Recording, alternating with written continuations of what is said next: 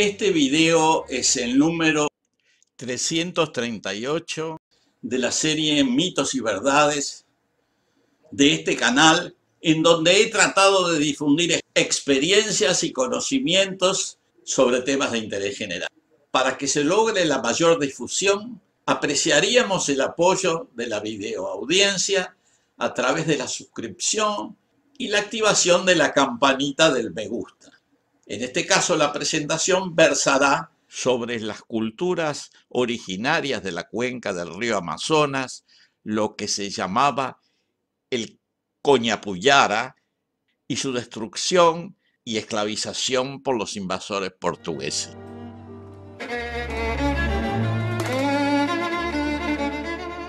El río de las Coñapullara, también llamado el río Amazonas, era el centro de infinidad de naciones con poblaciones extremadamente numerosas. Habitualmente no se tiene una idea ajustada a la realidad de lo que fueron estas culturas. En general se piensa que en esta región, supuestamente inhóspita, la densidad de población era pequeña. Se trataba, se dice, de pequeños grupos nomádicos, de cazadores, pescadores y recolectores. La realidad que pinta Fray Gaspar de Carvajal, integrante de la expedición de exploradores españoles que provenían desde Quito y que estaba liderada por Francisco de Orellana, es muy distinta. Orellana y su gente bajaron 5.000 kilómetros por dicho río, acompañados por menos de un centenar de hombres. En su viaje, estos aventureros europeos recorrieron varios reinos con poblaciones muy abultadas. No sabemos los nombres reales de estos países, ni siquiera hoy. De todas maneras, este cronista nos señala algunas denominaciones indígenas y otras tal vez deducidas o imaginadas. De acuerdo a Gaspar de Carvajal, algunos de los reinos más importantes que conocieron fueron el reino de Aparián, el de Omagua, el de Paguana, un reino cuyo nombre se señala cerca de la desembocadura del Río Negro, un reino que llamaron la provincia de las Picotas, el reino de Quenyue y el de Caripuna. Según el relato, la mayoría de estos pueblos tenían organizaciones políticas complejas, con ejércitos de tierra y de canoeros muy numerosos y agresivos. Sistemáticamente, durante la mayor parte de su viaje, Orellana y los suyos fueron atacados por cientos de indígenas navegando en canoas y piraguas, a veces reuniéndose fuerzas de 10.000 o más guerreros. Todo parece indicar que cada uno de estos reinos tenía varios cientos de miles de habitantes, lo cual se puede deducir de la descripción de Machaparo, que según la estimación de Carvajal, poseía 50.000 hombres de pelea.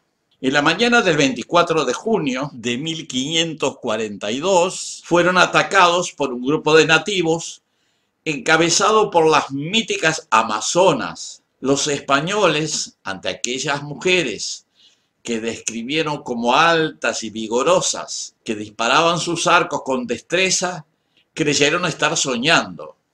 En la refriega consiguieron hacer prisionero a uno de los hombres que acompañaban a las aguerridas damas, quien les relató que estas mujeres, que él llamó Coñapulla, que quiere decir grandes señoras en lengua omagua, y que dicho sea de paso, la lengua omagua es una lengua tupí-guaraní, y les dijo que tenían una reina que se llamaba Conori y poseían grandes riquezas. Maravillados por el encuentro, los navegantes bautizaron al río en honor de tan fabulosas mujeres, usando el término legendario griego de Amazonas.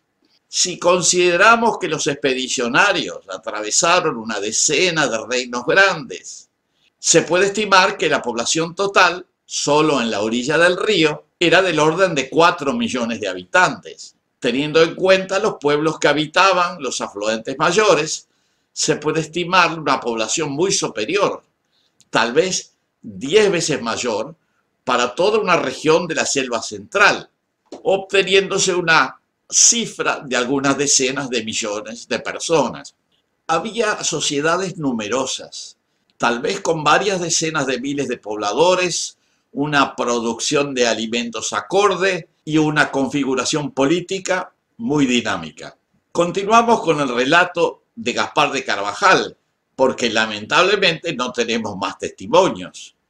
Este cronista, al referirse a uno de estos pueblos, señalaba que poseían gran cantidad de comida, de tortugas, en corrales y albergues de agua, y mucha carne y pescado, y bizcocho, y esto tanto en abundancia que había para comer 1 real de mi hombres un año.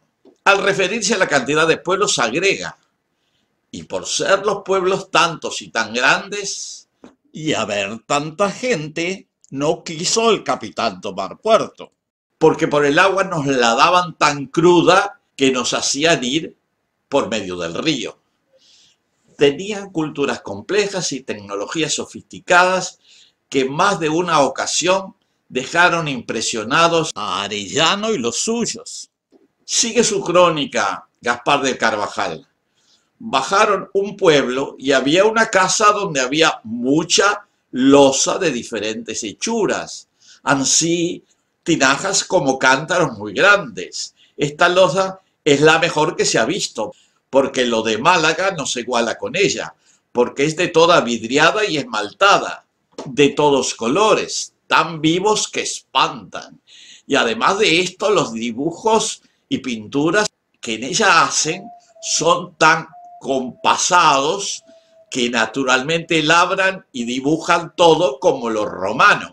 Y allí nos dijeron los indios que todo lo que esta casa había de barro, lo había de tierra adentro, de oro y de plata. La llegada posterior de los traficantes de esclavos, portugueses y holandeses, las enfermedades europeas y algunos otros factores determinaron que en los siguientes 3 o 4 siglos disminuyera dramáticamente la población de estas numerosas y prósperas naciones. Últimamente, nuevos hallazgos arqueológicos están confirmando los relatos de Carvajal y demostrando que este continente, en particular las selvas tropicales amazónicas, estuvieron pobladas densamente desde tiempos muy antiguos. Todavía falta mucha información para poder resolver el enigma de la desaparición de estas grandes naciones del gran río de la Coñapullara. Tal vez para terminar gráficamente con la reconstrucción histórica del virtual genocidio que experimentaron las naciones amazónicas, comparto la descripción del padre jesuita Antonio Vieira, donde testimonia la situación en la ciudad de Maranhão, en el nordeste de Brasil en el siglo XVII. Decía el padre Vieira: ¿a qué precio diferente el diablo compra las almas comparado a lo que ofrecía por ellas previamente? No hay mercado en el mundo donde pueda conseguirlas más baratas que aquí en nuestra propia tierra. En los evangelios ofrecía todos los reinos del mundo por un alma. En Marañón, el diablo no necesita ofrecer ni siquiera una 10ª parte por todas las almas. No es necesario ofrecer mundos, ni reinos. No es necesario ofrecer ciudades, ni pueblos, ni aldeas. Todo lo que tiene que hacer es ofrecer un par de indios tapuya e inmediatamente es adorado de rodillas. ¡Qué mercado barato! Un indio por un alma. Ese indio será tu esclavo por los pocos días que sobreviva, pero tu alma será esclavizada por la eternidad mientras exista Dios. Algunos años más tarde, en 1661, Vieira fue expulsado de Brasil y condenado a prisión por la Inquisición debido a sus herejías igualitarias. 6 años después, ya liberado, reinició su lucha por los derechos de los esclavos, que habría de continuar hasta su muerte, el 18 de julio de 1697.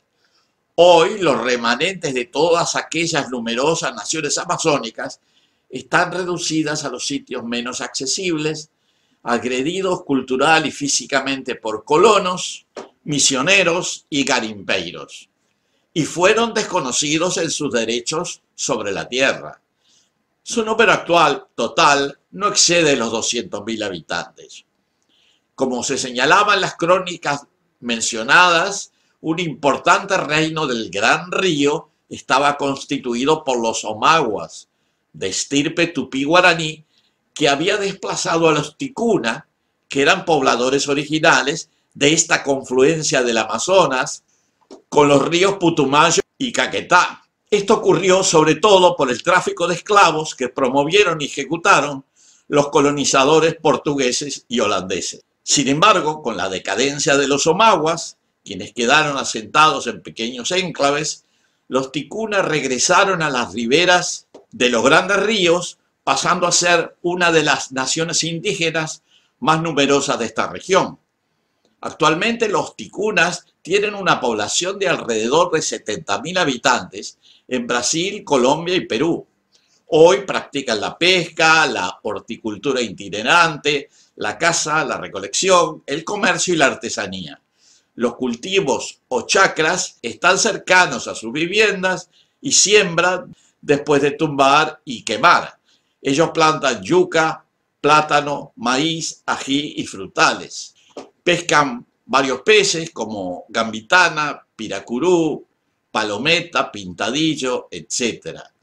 Aunque muy lentamente, demasiado lentamente, sus derechos comienzan a ser reconocidos en los países donde habitan, quedando finalmente como principales testigos de una de las tragedias humanas más dramáticas de la historia del continente americano.